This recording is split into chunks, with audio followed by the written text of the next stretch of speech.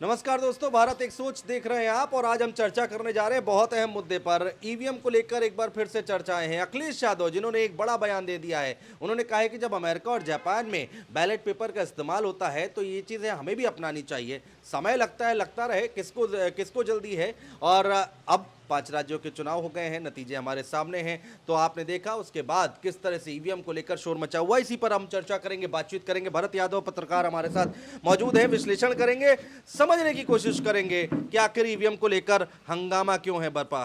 भरत बताइए एक बार जरा फिर से। देखिए रिजल्ट हमारे सामने है और ईवीएम एक बार फिर कटघरे में है। अनुज जी, ये बहुत गंभीर मामला है। ईवीएम कटघरे में नहीं है, इस देश का लोकतंत्र कटघरे में है।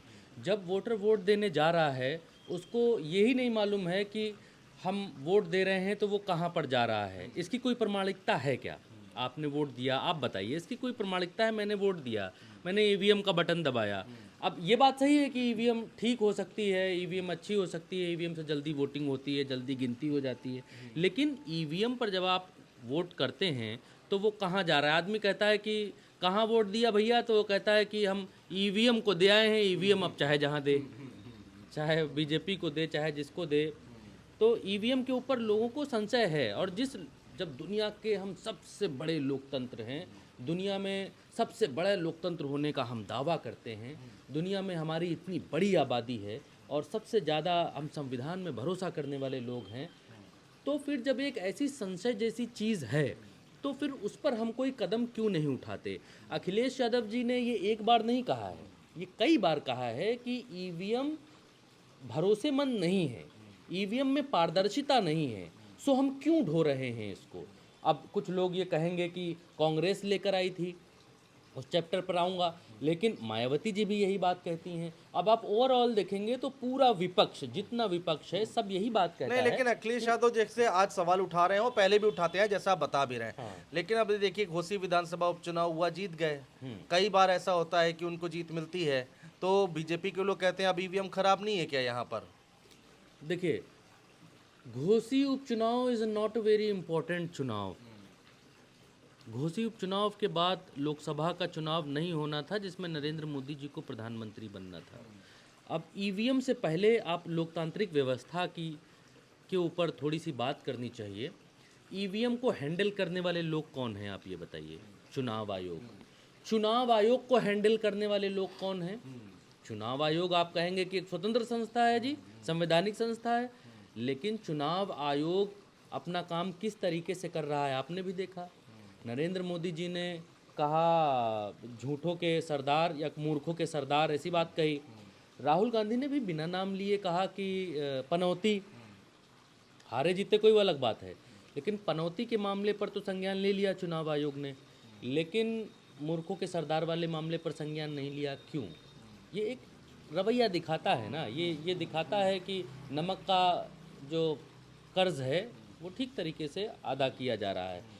तो चुनाव आयोग उस तरीके से स्वतंत्र रुख नहीं दिखा रहा है जिस तरीके से दिखाना चाहिए। तो अब लोग भरोसा नहीं कर पा रहे हैं, खासतौर पर विपक्ष भरोसा इस बात के लिए नहीं कर पा रहा है कि भैया जब चुनाव आयोग ही आधा बर्ज है उधर कर रहा है, सलाम ठोक रहा है, तो फिर निष्पक्ष चुनाव कैसे कराता होगा। अब पहली बात।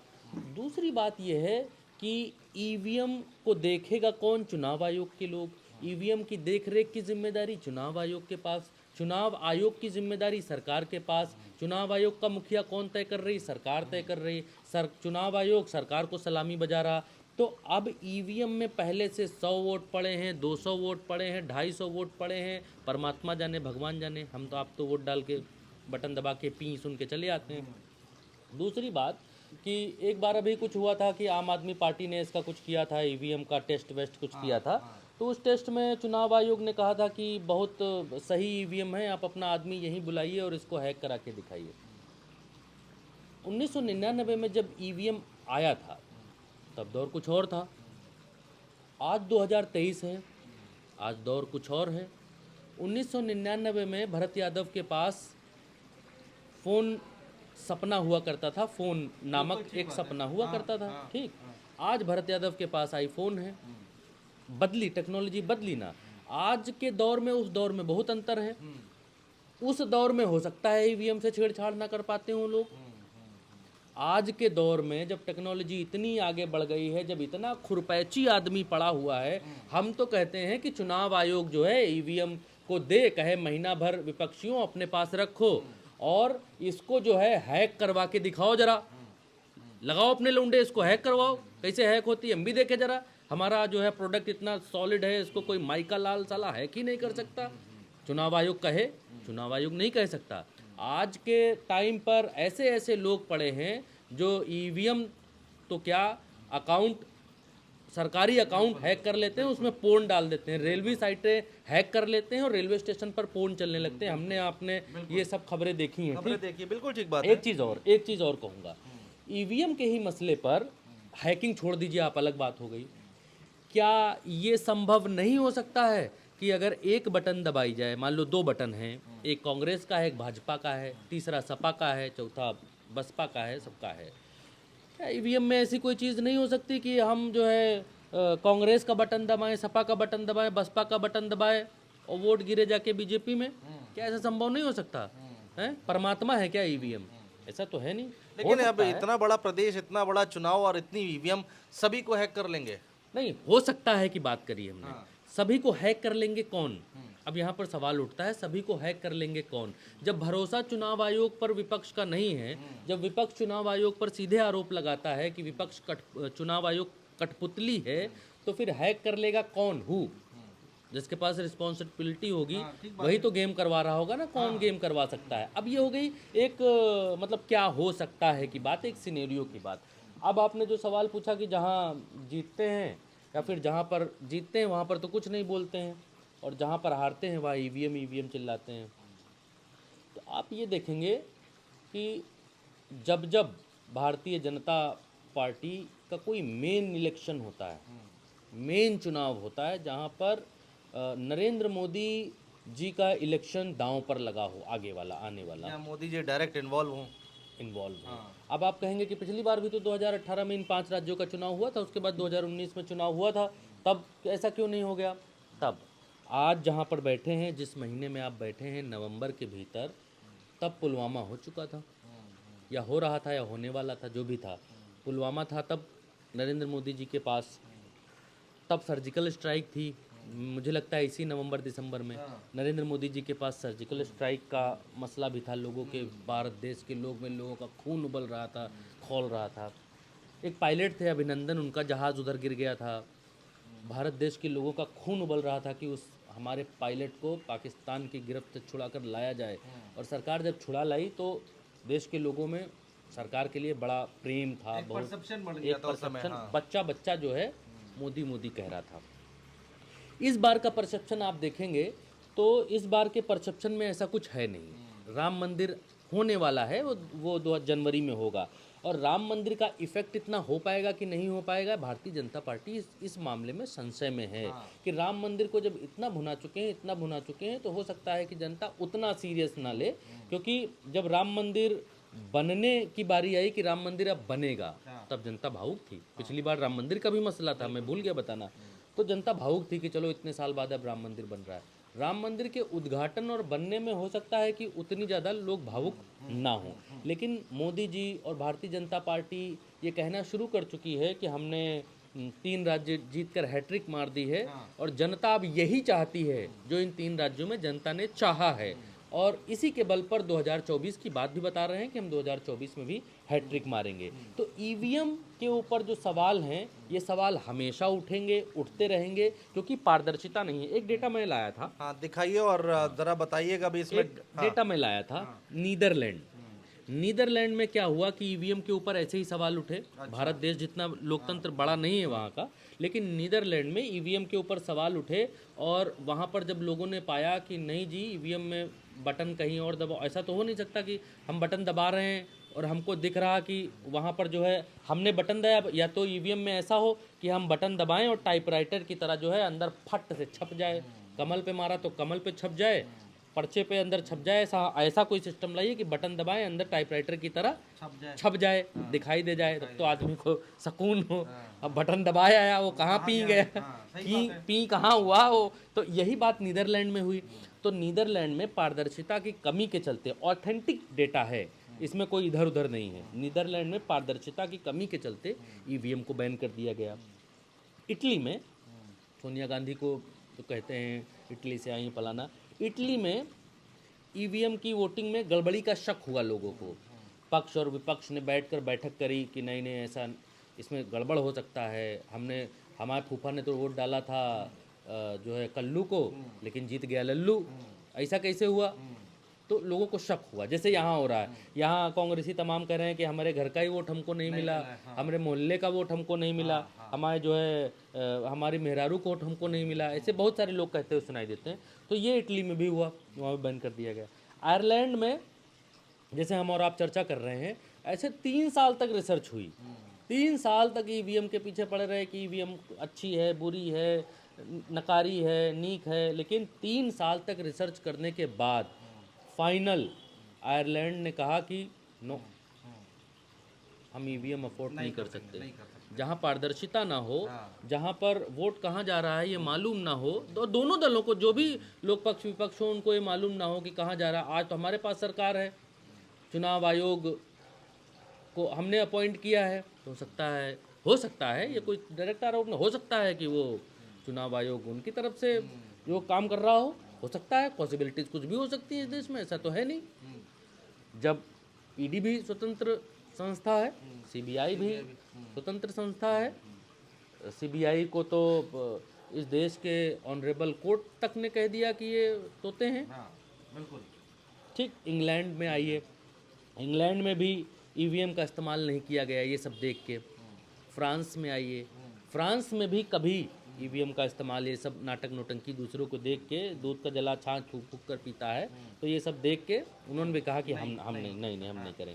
जर्मनी में भी, जर्मनी ने क्या किया कि जर्मनी ने जब ये सब देखा, इतना नाटक नोटंकी देखी, तो जर्मनी ने ईवीएम को असंवैधानिक करार देते हुए उसको बैन कर दिया। अच्छा, बोले कि ये असंवैधानिक है। हाँ, वो जर्मनी जहाँ से हिटलर जन्मा, जहाँ हिटलर शाही जन्मी, जहाँ पर ये हुआ कि हिटलर के अलावा अब कोई आ ही नहीं सकता दोबारा सत्ता में, हिटलर ही हिटलर रहेगा। हिटलर ने अपने लिए एक फौज तैयार कर ली थी जो सिर्फ और सिर्फ उसका प्रचार करती थी, एक प्रचार मंत्रालय उसने बना दिया था। उस जर्मनी ने ईवीएम को असंवैधानिक करार दिया बाद में, और ईवीएम को बंद कर दिया। बोले ईवीएम से वोट नहीं होगा, हम जो है पर्चे पर ठप्पा लगाएंगे, कम से कम आंख दीदा खोल के देखेंगे जहां ठप्पा लगाएंगे, फिर उसकी गिनती आदमी करेगा, आदमी गिनेगा कौन किसके पक्ष में कितने वोट गए और कौन जीत रहा कौन हार रहा, वो सब आंखों के सामने होगा। अच्छा भरत, आप एक चीज़ मुझे एक चीज़ समझाइए कि अब ईवीएम का मुद्दा देखिए हर चुनाव में उठता है, चाहे उपचुनाव हो, चाहे छोटा चुनाव हो, चाहे बड़ा चुनाव हो, ईवीएम का मुद्दा उठता ही उठता है। तो इसका बीच का रास्ता क्या है? या तो विपक्षी दलों को दे दिया जाए, या फिर बुला लिया जाए का भाई इसका समाधान निकाला जाए, उनकी सुनी जाए। जैसा कि आपकी बातों से मुझे लग रहा है कि सुनवाई नहीं हो रही है, विपक्षी दल चिल्ला रहे हैं कि ईवीएम में गड़बड़ी है, लेकिन किसी तरह की कोई सुनवाई नहीं है, या फिर ईवीएम को बैन करना एक सोल्यूशन है। देखिए, विपक्षी दल तब चिल्लाते हैं जब वो हार जाते हैं, तो राइट की विपक्षी दल तब चिल्लाते हैं जब वो हार जाते हैं। ये भी एक बड़ा सच है कि भारतीय जनता पार्टी कोई भी ऐसा चुनाव जिसमें उनके लोकसभा चुनाव पर डंट लग रहा हो, वैसे चुनाव वो हारने का रिस्क कम ही लेती है, बहुत कम लेती है। और आप 2018 का जिक्र करेंगे तो उसकी बात मैंने आपको बताई। अब आप कहेंगे उपचुनाव क्यों हार जीत जाते हैं, क्यों कर जाते हैं, तो अब आप देखिए कि देश में या विदेश में या कहीं भी मोहल्ले में चोर से बड़ा होशियार कोई नहीं होता। चोर होता है तो सबसे बड़ा होशियार होता है। वो पहले रेकी करके रखता है कि कौन से दरवाजे से भीतर घुसना है, कौन से बाहर निकलना है, कितना माल घर के भीतर होगा, जब अगर घर में घुसेंगे रात में तो कितने जेवर मिलेंगे, कितने नहीं मिलेंगे। तो चोर को आप गैर होशियार मत मानिए कि चोर होशियार नहीं होता, चोर बुद्धू है। तो जब चोर चोरी करने जा रहा है तो पूरे इंतजाम के साथ जाएगा ना, कट्टा असलहा भी हो सकता है लेकर जाए।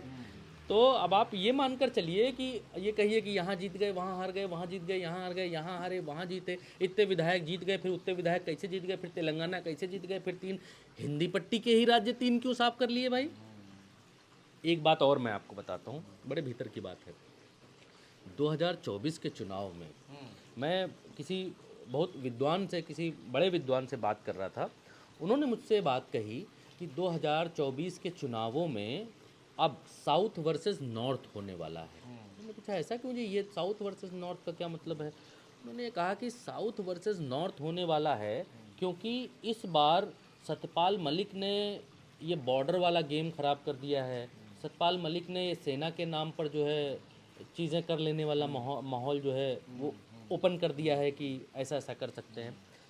तो अब की बार नया खेल खेला जाएगा, साउथ वर्सेस नॉर्थ का खेल।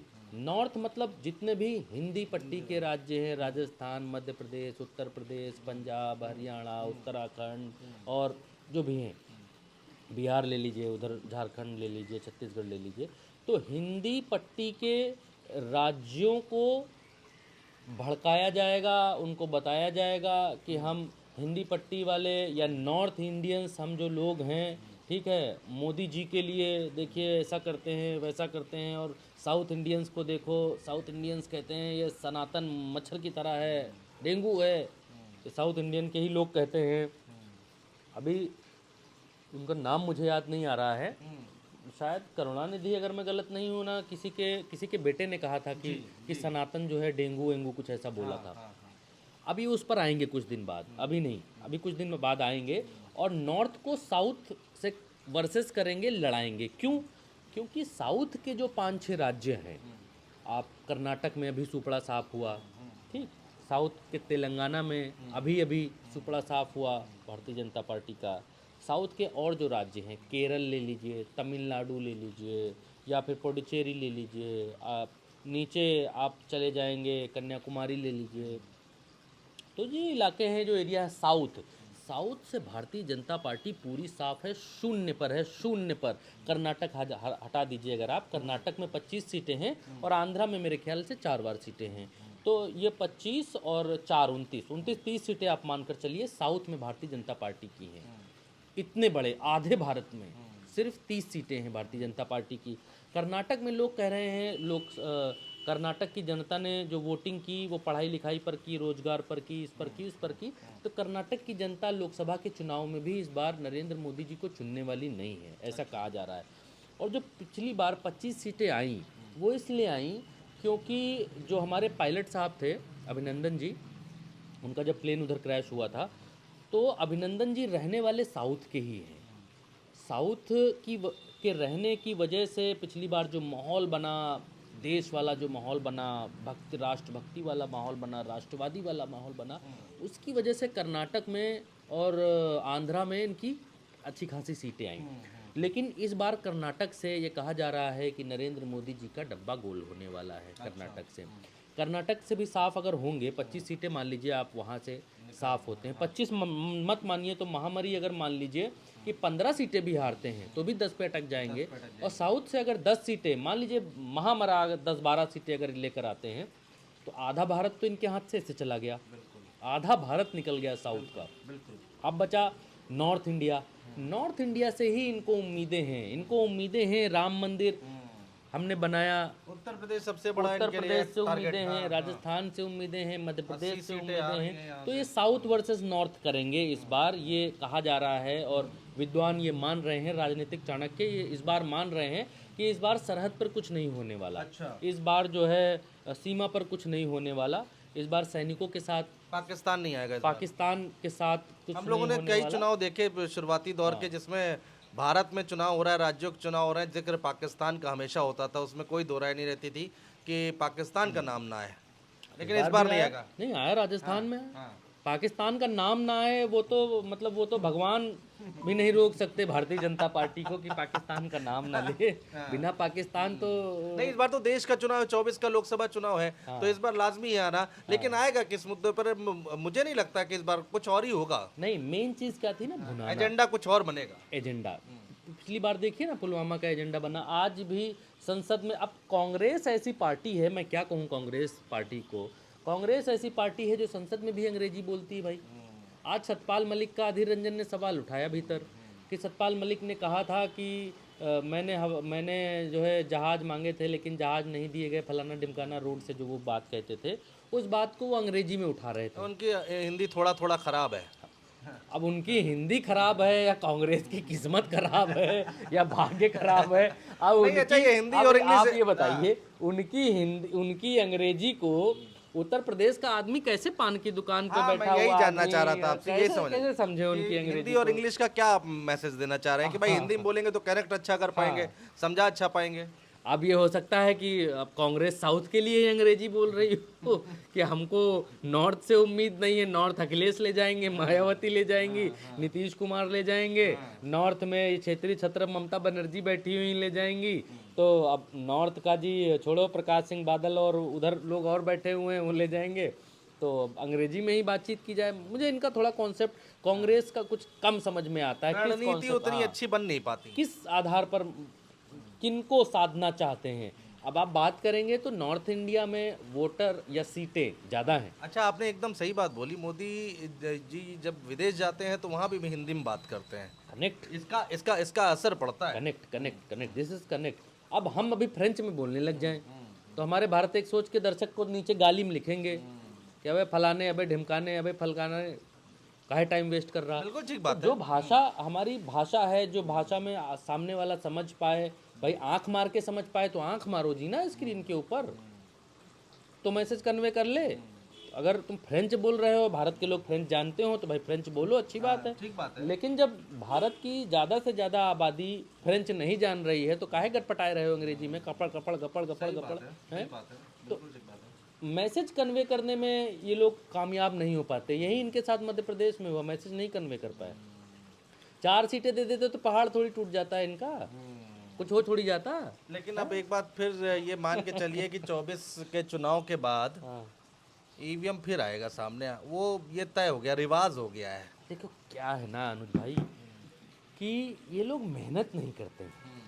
बड़ी चीज़ ये है, भारतीय जनता पार्टी ने जब ये सुना कि मध्य प्रदेश में हमारी हालत बिल्कुल पतली है, पतलून ढीली है, लुटिया डूब रही है, सुपड़ा साफ हो रहा है, भारतीय जनता पार्टी ने मेहनत करी, कायदे से मेहनत करी, रगड़ के मेहनत करी, ज़मीन पे उतर गए, समझ लो ज़मीन पे उतर गए। अब एक बात मैं आपको बताता हूँ, मध्य प्रदेश के भीतर कांग्रेस का जो वोटर था, मैं कांग्रेस के लोगों के लिए भी बताता हूँ, भारत एक सोच देखना शुरू करिए। कांग्रेस का जो वोटर था, हम लोग भी वहाँ घूमे, कांग्रेस का ज़्यादातर वोटर, मैक्सिमम वोटर गांव में था।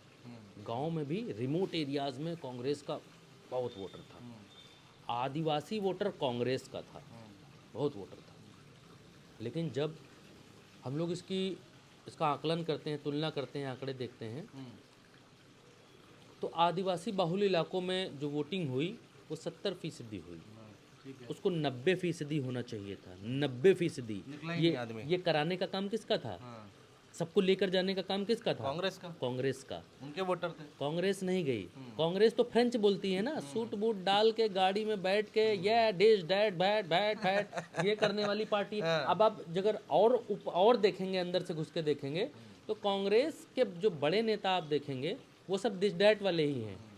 जितने बड़े नेता हैं सब दिस डैट वाले हैं।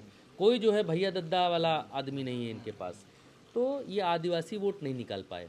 लगभग 70% की पोलिंग हुई है, आंकड़े हैं, देख लीजिएगा। दूसरा इनका सबसे बड़ा वोट था ग्रामीण वोट, रिमोट एरियाज़ में जो वोटर था उनका भी वोट ये 70-75% जो चल के आ पाया, आया डाला, वो निकाल पाए। इनको 90% 95% पोलिंग करानी चाहिए थी, जहां इनको मालूम था, अगर भरत यादव को मालूम है कि हमारे वोटर्स यहाँ हैं तो हम जो है दारू मुर्गा में जब पैसे खर्च कर चुके हैं, हम जो है दूसरी चीज़ों में पैसे खर्च कर चुके हैं, हेलीकॉप्टर में, प्रचार में, तो क्या हम अपने वोटर निकालने वाले दिन जब मेन घड़ी आती है उस दिन हम काम नहीं कर सकते? हमारे लोग नहीं लग सकते? इनके लोग लगे नहीं, घंटा इनके लोग जो है पोलिंग बूथ पर रहे नहीं, बाहर इनका एक आदमी नहीं दिखा। यही इनका मध्य प्रदेश में हाल था, यही इनका राजस्थान के भीतर हाल था। राजस्थान में तो प्रज्ञा जी ने ट्वीट कर दिया था उसी दिन ट्वीट कर दिया। उन्होंने कहा कि यहाँ इनका नीरा गुसैया कोई है ही नहीं देखने वाला, ये बस एक कौन सी वो बात थी। अच्छा, इनका नहीं था लेकिन हमारा चुनाव जनता लड़ रही है, फिर से नहीं, इनका नहीं था तो आपने बीजेपी के लोगों को देखा वहाँ पर? हाँ, एक नहीं, एक की बात नहीं कर रहे। जैसे यहाँ पान की दुकान है और वहाँ दूर जो है कोई स्कूल है जिसमें पोलिंग बूथ है, कोई सामुदायिक स्वास्थ्य केंद्र है जिसमें पोलिंग बूथ है, कई ऐसी जगहें थी, कोई इंटर कॉलेज है जिसमें पोलिंग बूथ है, कोई डिग्री कॉलेज है जिसमें, बहुत जगह हम लोग गए। तो जहाँ से, क्योंकि होता क्या है कि सुरक्षा कारणों से सुरक्षाकर्मी गाड़ी थोड़ा दूर रुकवा देते हैं कि वहाँ से पैदल आइए, यहाँ गाड़ी लाना अलाउड नहीं रहता। तो जब आदमी गाड़ी रोक कर उतरता है और चलना शुरू करता है तो रास्ते में भारतीय जनता पार्टी के लोग खड़े हुए थे। अच्छा, क्या क्या बोल क्या रहे थे? भैया कमल एक नंबर, एक नंबर, एक नंबर पे दीदी, दीदी दीदी, एक नंबर, एक नंबर दीदी, एक नंबर पे, एक नंबर पे पर्ची है दीदी, दीदी पर लोग। अच्छा, इतनी बार एक नंबर बोलो तो आदमी के दिमाग में फिट भी बैठ जाएगा। एक नंबर, जो आदमी निर्णय नहीं ले 4 नंबर मारने जा रहा होगा तो एक मार के आ जाएगा। जो आदमी निर्णय नहीं ले पाता है ना, अब जैसे एक बार की मैं अपना उदाहरण आपको बताता हूँ, चर्चा निकल आई तो बताता हूँ। हमारे यहाँ वोटिंग हो रही थी गाँवों में पंचायत चुनाव की। तो पंचायत चुनाव में क्या होता है कि प्रधानी का भी वोट पड़ता है, पंचायत चुनाव में पंची का भी वोट पड़ता है, पंचायत चुनाव में वो जिला पंचायती वाला भी शायद था, मे बी वो था कि नहीं था, वो था या नहीं था पता नहीं, तो था। तो 2-3 बैलेट आपको मिलते हैं वहाँ पर। एक पर बैलेट मिलेगा आपको प्रधानी का, कि प्रधानी में किसको जिताओगे, तीर तराजू तलवार और खरबूजा तरबूज हेलीकॉप्टर सब बना होता है, आप किस पर जिताओगे, आप ठप्पा मारा जी इस पे, ठीक है। तो एक पंच था, नया लड़का था एकदम, उसकी उम्र 18-19 साल हुई ही थी इसी वर्ष। तो पंच पर हम यहाँ से गए थे वोट डालने के लिए, तो हम पंच पर निर्णय नहीं ले पा रहे थे। प्रधानी वाला कैंडिडेट तो रोज़ फ़ोन करता था कि भैया हमको याद रखो, भैया हमको याद रखो, शहर से जब वोट डाल रहे आओ तो हमका वोट दियो। लेकिन पंच वाला बेचारे के पास नंबर नहीं रहा होगा। तो पंच वाला, हम जब वोट डालने जा रहे थे तो बाहर खड़ा हुआ था, वो गाड़ी रोकी, उतरे तो वो जो है ऐसे हाथ जोड़े खड़ा था। हमने कहा क्या? बोले कि हम जो है पंच के लिए खड़े हुए हैं भैया, आप ही के वार्ड से खड़े हुए हैं, हमारा चुनाव निशान जो है वो खरबूजा है, तो खरबूजा पे जो भैया देख लेना खरबूजा। अब हमारा निर्णय, हम अनिर्णय देना किसको है, हम अनिर्णय की स्थिति में थे कि देना किसको है। आपने बोला खरबूजा बोला है तो चलो दे लाओ यार, बाहर मिला था, बड़े ऐसे कह रहा था कि भैया खरबूजा है हमारा, हमको दे देना। तो खरबूजा पे हम नहीं, ये मानसिकता है भरत, ये ये मानसिकता है। आप देखिए राजस्थान जैसे बड़े चुनाव में, मध्य प्रदेश जैसे बड़े चुनाव में ये खरबूजे वाला उदाहरण वहाँ फिट हुआ है। हाँ। अब जब आदमी इतनी विनम्रता से कह रहा है कि दीदी दीदी दीदी, एक नंबर दीदी दीदी दीदी, पर्ची दीदी दीदी ले पर्ची, तो जब लास्ट में आदमी जाता है माइंड मेकिंग करते समय तो कहता है यार कांग्रेस की सरकार तो इतने दिन से चल रही थी, लेकिन ये देखो बीजेपी का आदमी कितनी मोहब्बत से बोल रहा है यार, हैं? चलो कोई बात नहीं, बच्चा कोई बात नहीं, मियाँ बीवी जा रहे हैं तो मियाँ ने कहा चलो हम कांग्रेस को दे देंगे, तुम बीजेपी डाल देना, बेचारा कह रहा है। आज आप लोगों को भरत जी की बातें सुनकर मजा आया कि नहीं आया, कमेंट बॉक्स में जरूर बताइएगा। नहीं, ये सच्ची बातें बता रहा हूँ। नहीं, मैं समझ रहा हूँ, ये ग्राउंड पर आपने जो महसूस किया वो बता रहे हैं। वीडियो थोड़ा लंबा हो गया भरत, और कल फिर हम एक वादे के साथ जा रहे हैं कि कल फिर आएंगे तो दोबारा बातचीत जरूर करेंगे। मुझे लगता है कि इसका कंक्लूजन रह गया। ईवीएम वाली जो बात हम लोगों ने शुरू की थी, तो सत्ता पक्ष को, विपक्ष को, हालांकि जो सत्ता पक्ष है वो कभी बैठेगा नहीं। जब जिसके पास सोने की मुर्गी देने वाली सोने का अंडा देने वाली मुर्गी होगी तो अपनी मुर्गी काहे कुर्बान करेगा। तो सत्ता पक्ष को और विपक्ष को और जिन लोगों को और चाहते हैं उन लोगों को आपस में बैठना चाहिए और बैठकर एक निर्णय निकालना चाहिए कि जब हम सत्ता में नहीं होते हैं तो हमको ये शंका रहती है कि गड़बड़ तो नहीं कर दिया गुरु, खेल तो नहीं कर दिया। जब वो विपक्ष में आते हैं तो उनको ये चिंता रहती है कहीं खेल तो नहीं कर दिया गुरु, गड़बड़ तो नहीं कर दिया। तो ये जो शंका की स्थिति है, इस स्थिति का रिकॉर्डिंग से पहले आप आडवाणी जी का भी जिक्र कर रहे थे। हाँ, आपने अच्छा याद दिलाया। 2009 की बात है, 2009 की बात है। 2004 में अटल बिहारी वाजपेयी की सरकार चली गई थी, है ना। शाइनिंग इंडिया का नारा, 9 में यूपीए 2 आई थी सत्ता में। हाँ, शाइनिंग इंडिया का नारा दिया था, मुझे याद है, मैं छोटा था उस समय। शाइनिंग इंडिया का नारा दिया था, टीवी पर ऐड भी खूब आता था, सूरज निकलता था और शाइनिंग इंडिया वाला चलता था, ऐड खूब चलता था। उस समय डीडी हुआ करता था। तो 2004 में चली गई सरकार भारतीय जनता पार्टी की। जब सरकार आई कांग्रेस की तो सोनिया गांधी प्रचंड बहुमत के साथ जो है वो सरकार मेरे ख्याल से नहीं आई थी, कुछ ना कुछ इनको बैसाखियों का सहारा लेना पड़ा था। उसके बाद फिर 2009 में फिर से सरकार रिपीट हो गई। तो एक पेशेंस की लिमिट होती है कि यार राज्यों में भी साला कांग्रेस जीत रही। और जैसे अब नरेंद्र मोदी जी दोबारा जीत गए, अब 12 का नंबर जो है के लिए आने वाले हैं। तो कांग्रेस दोबारा जीत गई फिर 2009 में। अब लाल कृष्ण आडवाणी उस समय संभाल रहे थे भारतीय जनता पार्टी की कमान। लाल कृष्ण आडवाणी को ये कहना पड़ गया कि ईवीएम में गड़बड़ है, मामला गड़बड़ है, ईवीएम नहीं होना चाहिए, बैलेट पर चुनाव लड़ना चाहिए। तो तब भारतीय जनता पार्टी को कहना पड़ गया था। अब जो विपक्ष में है, अब वो ये बात कह रहे हैं, तो मिलजुल कर एक चीज़ निकालनी चाहिए। भारतीय जनता पार्टी ये बात देखिए कहती है कि जनता बहुत हमको चाहती है, मोदी जी के फेस पर लड़ती है, चाहती है, मोदी जी का फ़ैन फॉलोइंग है, सब कुछ है। तो मेरे ख्याल से भारतीय जनता पार्टी की कोई दिक्कत होनी नहीं चाहिए। और भारतीय जनता पार्टी को चाहिए कि ईवीएम को हटाकर ऐसी कोई प्रणाली या प्रक्रिया लाए, या फिर ईवीएम ही लाए, लेकिन ईवीएम में ऐसी कोई प्रणाली हो टाइपराइटर की तरह कि हम बटन दबाएं तो अंदर जो है फट से मुहर लगे जाके, जिस पर हम दबा रहे हैं उस पर लगे जाके। तो ईवीएम को हैक करना या ईवीएम के साथ खिलवाड़ करना है कोई बहुत बड़ी बात नहीं है, ये हो सकता है, असंभव काम नहीं है। हाँ, ये हो सकता ये है, हो सकता है। हो सकता है कि इसमें कुछ गड़बड़ हो गई हो, या कराई गई हो, या की गई हो, या फिर कुछ फॉल्ट भी हो सकता है, ऐसा नहीं कह सकते हम लोग। हुआ है कितनी बार। हमने कितनी बार देखा है। अभी अब मुझे याद आ गया, एक बात और याद आ गई। अभी हम लोग बंगाल का चुनाव कवर कर रहे थे कोरोना के समय, जब नरेंद्र मोदी ने एकदम कसम खा रखी थी कि देश किधर भी जाए, कोरोना में कहीं भी जाए, हम याद है, बंगाल हम का सबको चुनाव याद है लड़ेंगे। वहाँ पे। हाँ। बंगाल का जब चुनाव हो रहा था तो एक भारतीय जनता पार्टी के नेता की गाड़ी के भीतर ईवीएम मिली थी, आपको याद होगा। बहुत गदर मचा था, बहुत भयंकर गदर मचा था। जब इतनी सिक्योरिटी है, इतना सब कुछ अच्छा है, इतना सब कुछ बढ़िया है, तो उस भारतीय जनता पार्टी के नेता की गाड़ी में ईवीएम कहाँ से कहाँ पहुंची? से आ गई अगर सेटिंग नहीं थी, बताइए। सेटिंग नहीं थी तो कहाँ से आई? फिर इसका जवाब देने के लिए तो 50 लोग जवाब दे देंगे।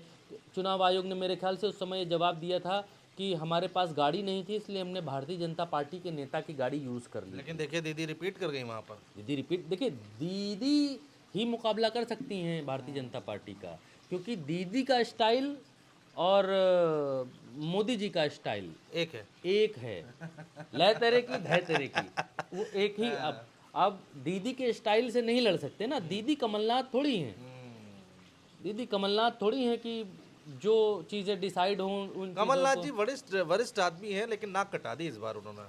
कमलनाथ ने राहुल गांधी को डुबा दिया, तो सही बात है। कमलनाथ ना होते, राहुल गांधी खुद चुनाव वहां लड़ते और कहते कोई फेस नहीं है, चलो रास्ता लो अपना, बाद में जो जीतेगा हम देखेंगे। पहले ज्योतिरादित्य सिंधिया को निपटा दिया। हाँ। और अभी कमलनाथ ने बहुत बड़ा नुकसान, अभी एमपी में कांग्रेस को निपटा दिया। कमलनाथ ने बहुत बड़ा नुकसान किया। ज्योतिरादित्य सिंधिया जैसी शक्ति को कांग्रेस से हटा दिया। ज्योतिरादित्य सिंधिया छोटे व्यक्ति है, छोटे आदमी नहीं, राजघराने के आदमी हैं। हम लोगों ने जाकर और देखा, अच्छी खासी सीटें निकली उनके एरिया में।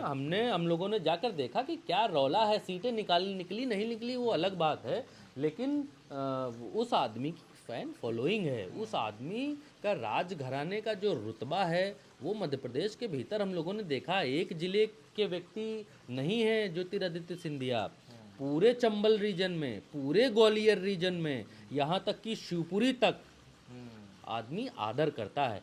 और एक बात और है ज्योतिरादित्य सिंधिया की, मैं वाइंड अप करेंगे भरत जी। मैं बताऊं, मैं एक चीज़ और बताऊंगा ज्योतिरादित्य सिंधिया की। भारतीय जनता पार्टी में है, लेकिन जो तारीफ करने वाला आदमी है उसकी तारीफ करनी चाहिए।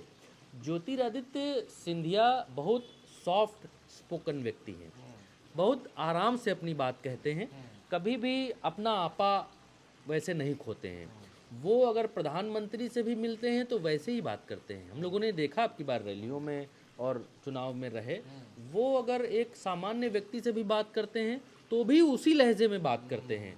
लोगों को ये बात बहुत ज़्यादा पसंद आती है कि महाराज हमारे स्तर पर हमारे जैसे हैं, महाराज हमसे ऐसे बात कर रहे हैं, तो ये बात बहुत ज़्यादा प्रभावित करती ये एकदम ठीक है, ठीक बात है। और कनेक्ट वहाँ से भी करती है कि भाई लोकसभा में अगर अधीर रंजन जी अंग्रेजी में बोलेंगे तो पान वाले को क्या समझ में आएगा। कनेक्ट होना बहुत ज़रूरी है, जो कि ज्योतिरादित्य जी के बारे में भरत बता रहे थे। यही कनेक्ट, वही तो ये कुछ बातें हैं, थोड़े कुछ अपने अनुभव और कुछ यहाँ पर राजनीति समझने की कोशिश हमने की है। हम एक बार फिर से कोशिश करेंगे, एक बार फिर आपके साथ एक नया वीडियो करेंगे भरत, कि हम जानेंगे और समझेंगे कि देश की राजनीति किधर जा रही है और क्या कुछ चल रहा है देश की राजनीति में। आप देखते रहिए भारत एक सोच। नमस्कार दोस्तों।